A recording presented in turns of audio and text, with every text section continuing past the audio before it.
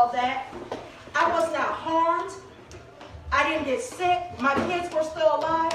You see how God, no matter how you do, God is still going to do what he said he's going to do. And he protected me. He kept me. And I was like, wow.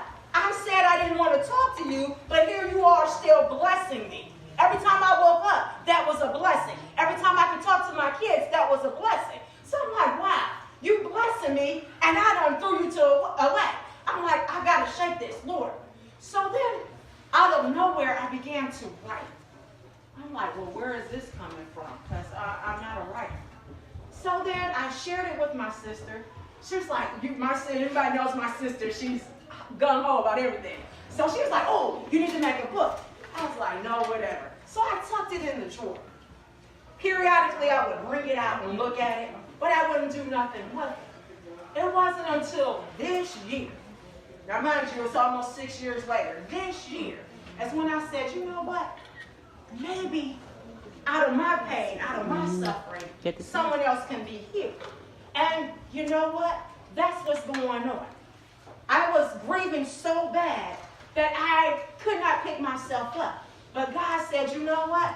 Tameika, fear not, I got you. Tameika, I will help you. Tameika, I will give you strength. And so because of that, I went back to my word. I had to go back to the Bible because you know what? In every situation, there's an answer in that Bible. You just got to look and find it. But there it is. So you know what? I talked to a publisher, and from there, it kind of went uphill from there, just like overnight, just bam, bam, bam. And I'm like, wow. So, you know, I talk loud. I don't need a microphone. I was at the library one day, and I was doing a conference call about my book. And so, because I speak loud, it was a lady sitting over there. She was listening to my conversation. So when I got off the phone, I looked up. She was looking at me. I was like, okay, you know how we do. So then I kind of shoved it off. She's like, excuse me, I overheard your conversation. She was like, what's your book about?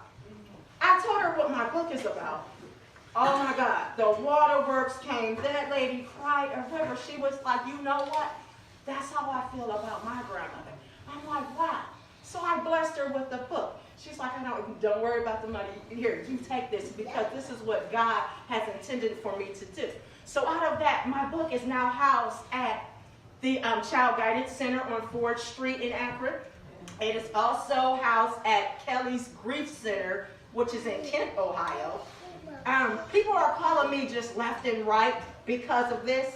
And I don't take credit for anything because I give God all the honor and the glory. Because if it wasn't for him, this would not have taken place.